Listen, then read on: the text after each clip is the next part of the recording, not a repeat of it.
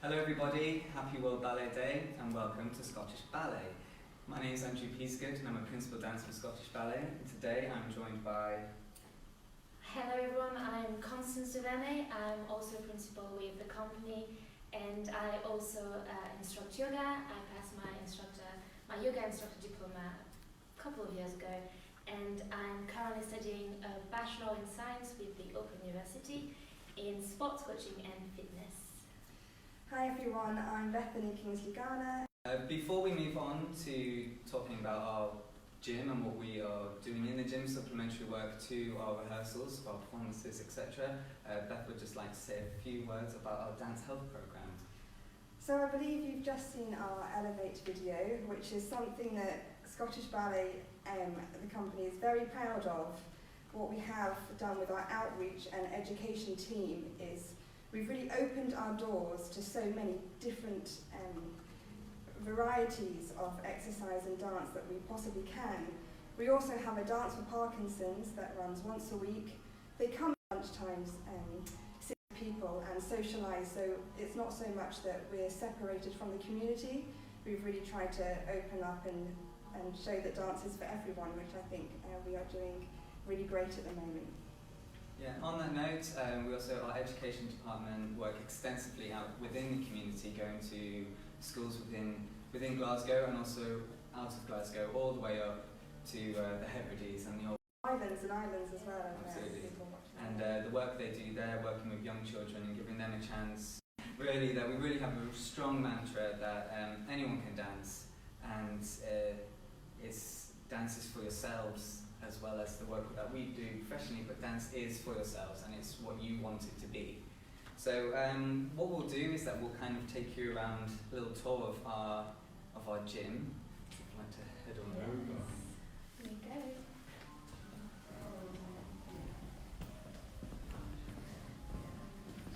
Cardio bit first. Before we talk about the equipment we have here, Constance is going to do a little shout out to our social media. Yeah, so if you have any questions, please comment below with any comments or questions, anything you want to say, and also follow Scottish Ballet on Instagram and Twitter if you want to know more about the company and what we do. We'll try our hardest to get through any questions that come our way, so it's a little bit of patience and hopefully we can get through them all. So here we're in our cardiovascular area of the gym. Different people have different preferences to what they like to use. Ultimately, they all work towards the same goals. Along with the machinery we have here, we also benefit from having these devices. These are heart rate monitors. These hook up to our phones by Bluetooth, and they'll track the work we are doing, say on the bike here. That way you can monitor your performance on the bike, you can challenge it, set new challenges, new goals, and we can also mimic the work we do this in peaks and troughs as to how our performance will go, because we're not always hitting 150. You know, there are times where you have to spike quite quickly, so it's these kind of machines that will really aid us in a performance aspect of that work. Yeah, so you have your typical running machine, cross trainer, and the bike.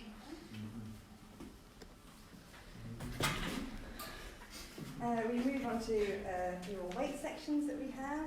This is especially good for the girls with our point work that we do. We strengthen our calves on it, Achilles, and we can weigh it up as much as we want. We have that. This is particularly important because in the dance world we get a lot of ankle impingement injuries. So this kind of apparatus allows us just to solely focus on the lower limb of the body, and it allows good rehabilitation as well. So this one's really, really important.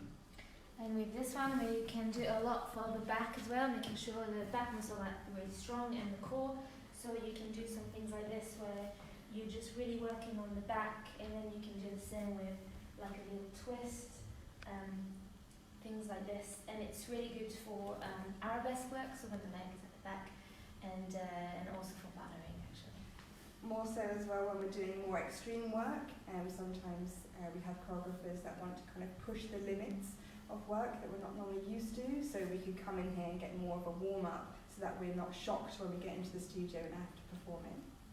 Yeah, so there is an ABC of what you can do on there, but ultimately as well, it's really nice to do, like Coco said, like adding the twists in, things that can mimic the work you do in the studio or whatever you're wanting to achieve, really. So this, again, is really, really helpful. Yeah, so this is where we get into more of our weights area. For a guy, this is an absolutely fantastic piece of equipment. I can speak, the ladies will talk about how the benefits for them. For me personally, this allows me to really load up weight, but I have the safety net of having these here so I can challenge the weight that I'm lifting, say, above me, or do just those compound exercises such as bench press or overhead press. But also, again, for squat work that we do for the legs. I'm sure you'd like to talk about that? We have this one, and we also have this one here. We can weigh this up either side, and this is kind of strength that if you were, say, doing heavy jumps or a lot of jumps for the girls, we kind of weight this up and we come up. And what I feel for the benefit of this is sometimes when my legs get tired, at the end of a ballet, I want to kind of tap into that extra push I have. And this is where this helps. If I've maybe worked on this, I know exactly that my muscles are fired to be able to sustain that much weight. So I have that extra kind of second strength, I call it, in my strength training. And it's very, because you can see there's such a varied, different machinery and everything that our body can require. So it's very down to us and knowing our body, knowing what we need to strengthen, what our weaknesses might be. And it really helps. You can see everyone in the morning or through the day just having their own little time on those machines, and it really benefits us once we go back into the rehearsal studio to strengthen and also make sure we're correctly aligned, and it's been really helpful. We have a question to kick us off. Yeah. Any tips for turnout? So yes, actually a few. What's very important with turnout is we always forget that you also have to get the turn in to be able to get the turnout. So quite often we're concentrating on opening the hips, but we forget to close them. So we have, for example, with yoga, which is what I'm going to talk about because I got my qualification in it, so I can feel like I'm talking right and saying right things. You can do a few things right into lengthening the pelvis and lifting everything up to open the hips. So you've got things like this. You can also go into sort of square pose, cross legs, so one shin on top of the other, and that way you're targeting your butt and lower back area, and it's so connected to the hips that sometimes you won't be able to access that turnout. So it's very important to find the right stretch and actually know where any tightness might overstretching it and injuring it. So if you do things like this, and then you can come forward and try always not to go too deep within your stretch. So it's better to stay longer, about a minute and a half, even more, but not too deep in. So just that sensation where it can be a bit sore, just hold back a little and perhaps stay longer in that posture, and it should really release and open your fascia and get into your turn. I think one thing that I always think about as well is when I'm dancing in class, everyone's got a different range of turnout. So when you're stood in first, the kind of mistake is that it has to be, you have to be flat completely, where actually the centre of your turnout is kind of in between your second toe. So always try and keep the line of your second toe in a straight line, and it won't necessarily be flat, but that is your correct centre of balance, and from there you can move. Absolutely. I think with turnouts it's always good to remember that it's all good and well standing in this flat position, but if we overturn out, the stress that we're going to put on our knees and then our hips and the ricocheting effects that has throughout our back can be.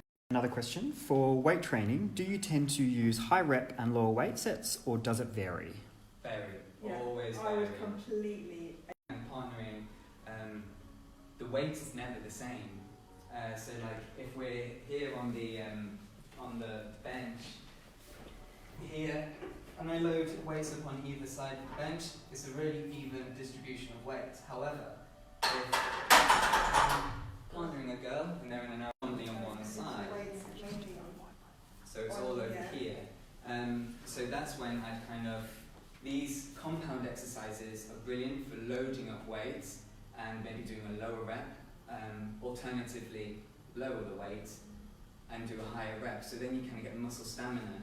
But then we can do work, say with kettlebell, where if I'm doing overhead with the bar over here, then I can take a kettlebell and just do single arm work. So then I know I can train each muscle individually without relying on a counterbalance of even weight on both sides. I think we like variety in our workouts just because you don't get the muscle memory of knowing what's next. Just like in any dance that you do, it's constantly changing. So to have a variety of weights and how many you're going to do, when and where, for us it helps us because our performances are like that. So we have to work. We're not a steady. We'd like to probably be at a high peak all the time, but that's impossible. So another question, do you have personal trainers in the gym that you work with?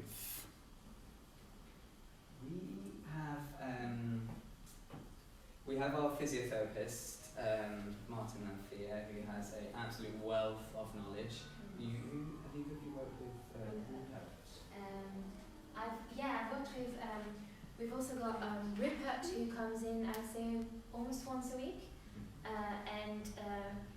It's been amazing because he's able to work with each individual, and we come to him and we just say, look, for instance, I need to access more of my turnout. My hips is okay, but for some reason I can't get turnout from below into my ankle. My heel does not forward. So have you got any exercises for that? And you will really find specific exercises. So everyone feels that you can go to him with a problem, and he'll have something up his sleeve to fix it. So we do have access to that, but on a day-to-day basis, we just learn from training and from each other. I find a lot of the things are quite similar as well that we want to work on, but my husband's a personal trainer, so I guess I have the gold star for that by myself. So how often do you use the gym? Every day.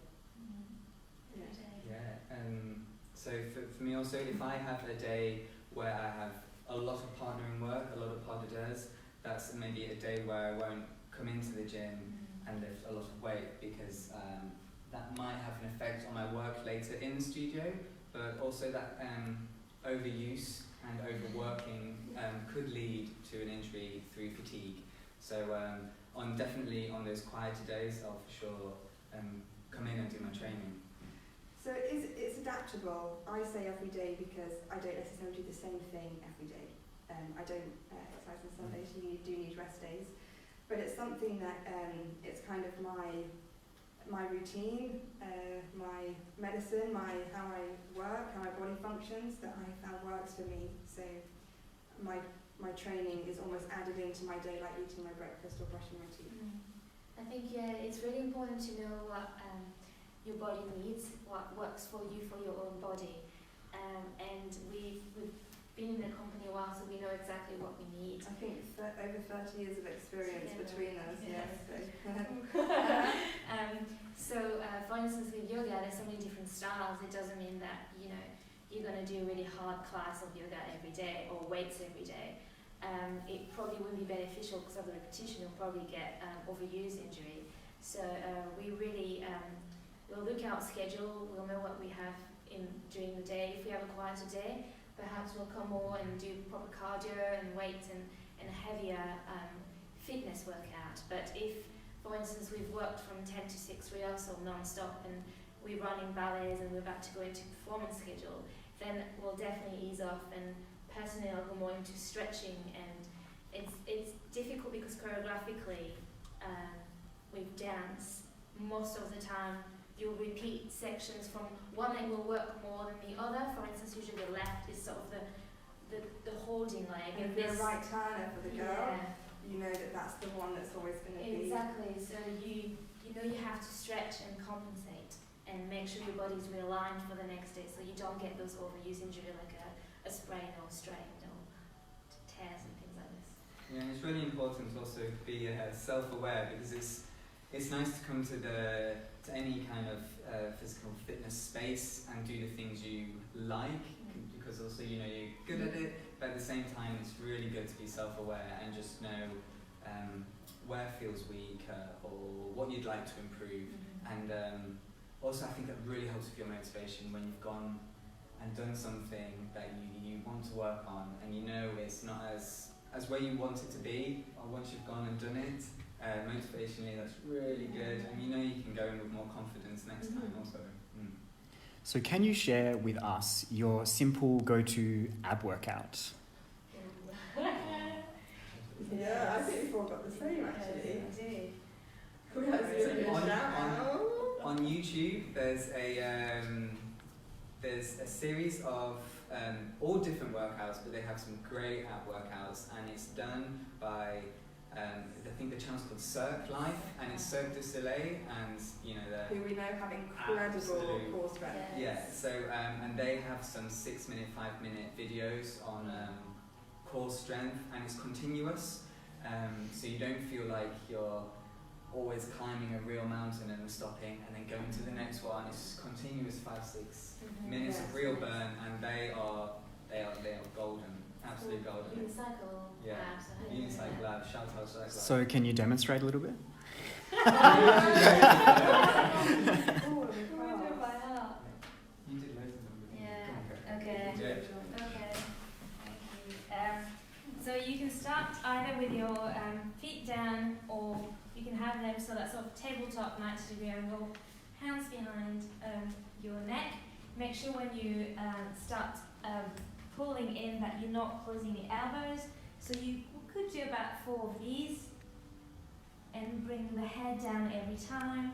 And then you can step up and lift up and up and up. And then you can go to double time. 2, 3, 4. And double time, stay up. 2, 3, 4. Then you come down, you can lift legs up, bring the hands down, and then you're going to try and lift your legs up using the abs and not too much the back, so you can do about 10 of those.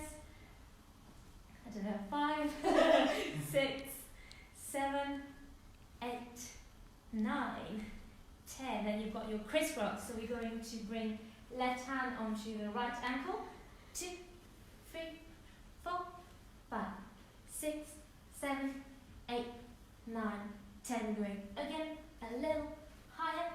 4, 5, 6, 7, 8, 9, 10. And we're going all the way across, so your left elbow outside your right knee.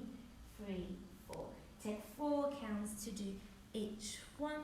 Again into 4 counts, and again into 4 counts, and you go into 2.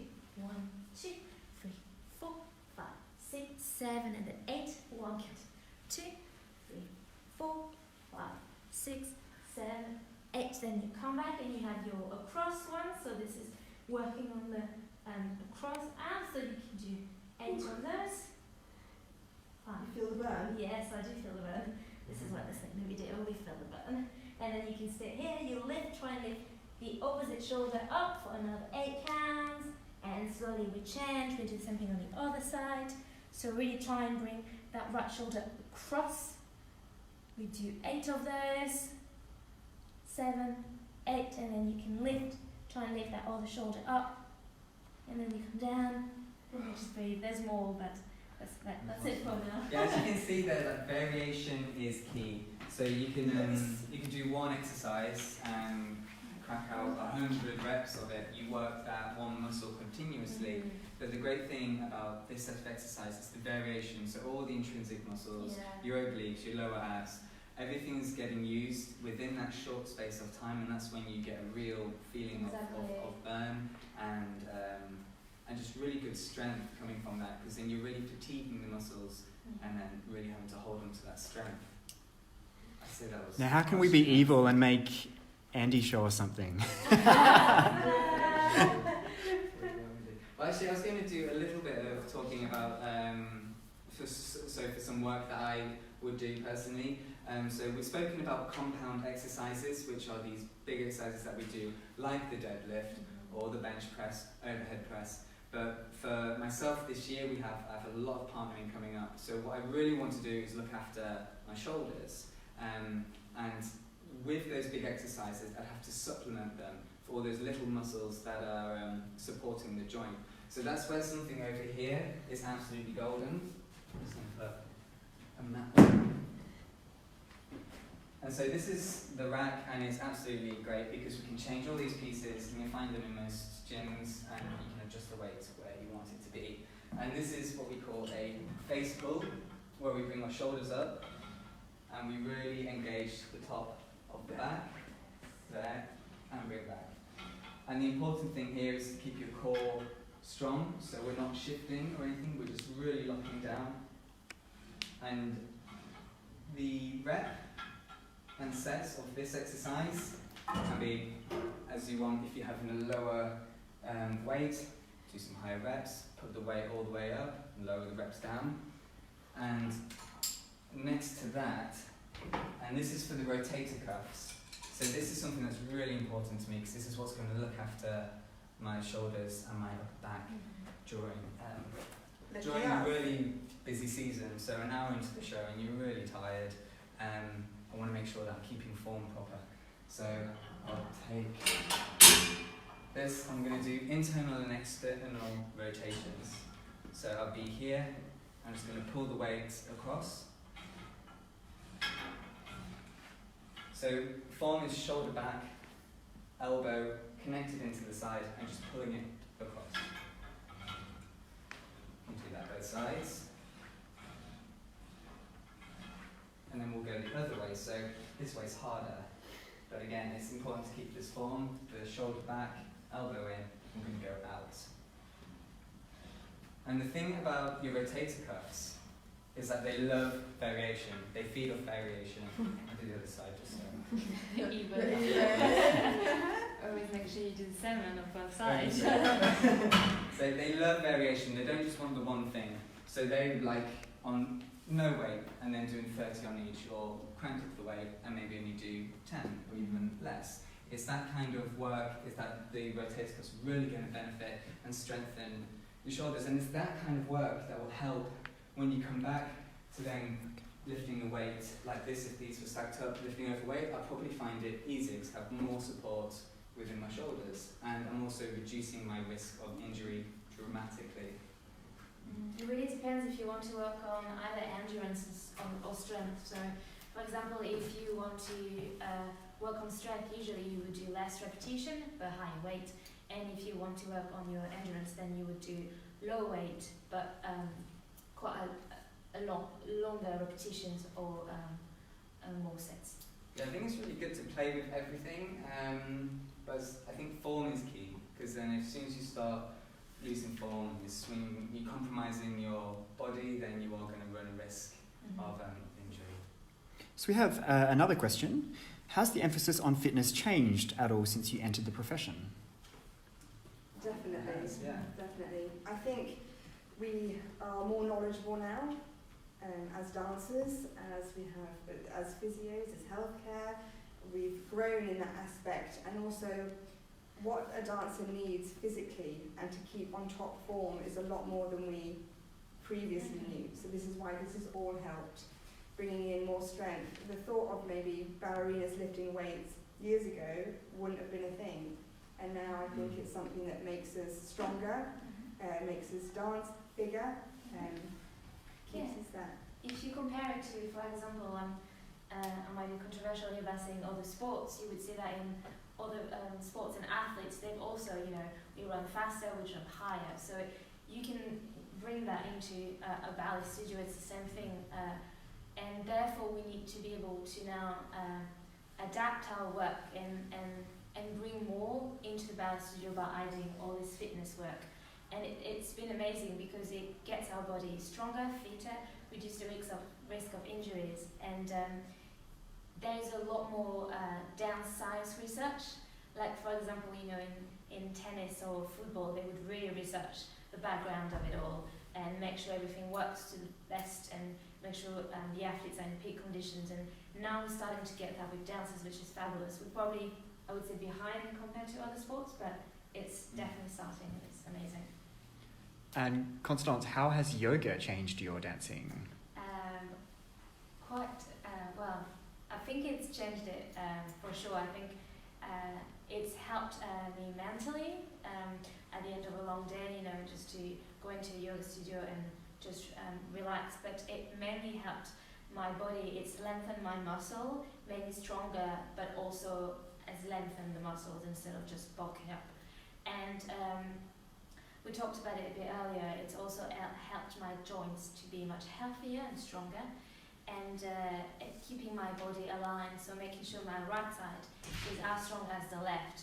Because most of the time, like I've said previously, in a ballet studio, you'll overwork a side over another, naturally the choreography will make one part of the muscle work more because it's just the nature of the work, or the solo pas de deux.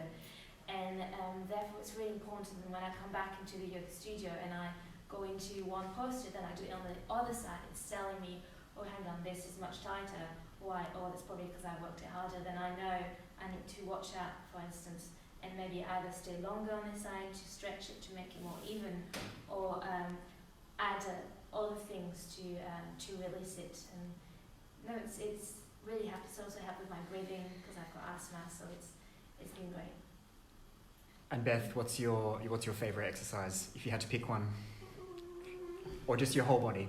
I love HIIT training, so that's where you pick maybe 5 or 6 exercises and you do them to maybe 15 seconds and then you have a short rest, 15-second short rest. So it's a kind of a variation, but I probably love a jump squat, which is these. I don't know why I like these. I probably do these quite a lot.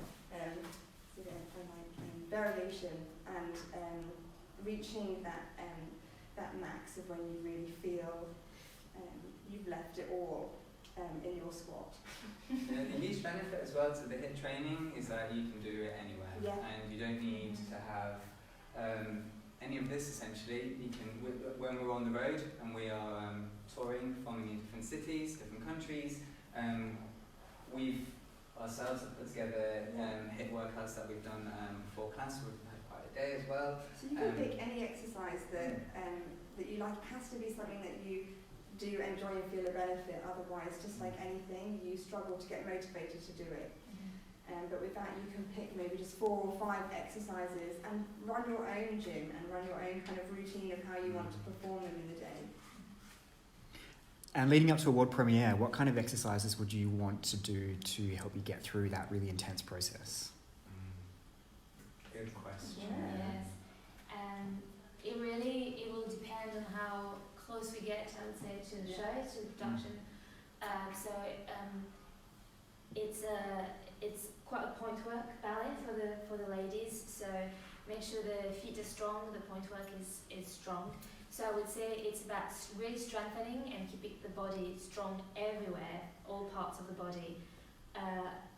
Probably at this time now when we start to, Chris is really getting into choreographing it, so to make sure we can give him as much as we can from our body.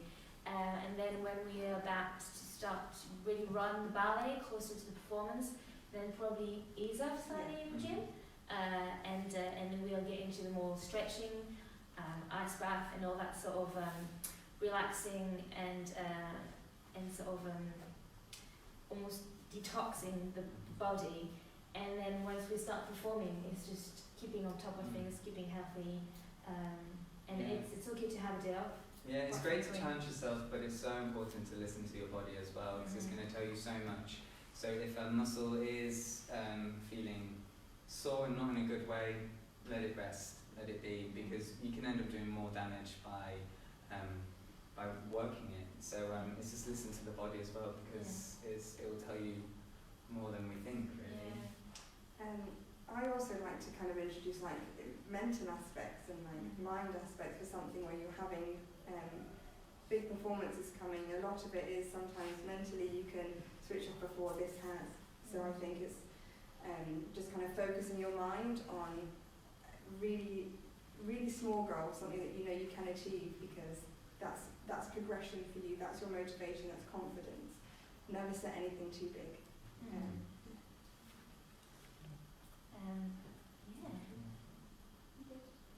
So yeah, that's everything from us. If you have any more questions, please do leave them below. We'll try our best to answer them. But thank you ever so much for joining us, and we hope there's something you can take away from this. And it's been an absolute pleasure. Happy World talking Ballet to you. Happy World Ballet Day! Day.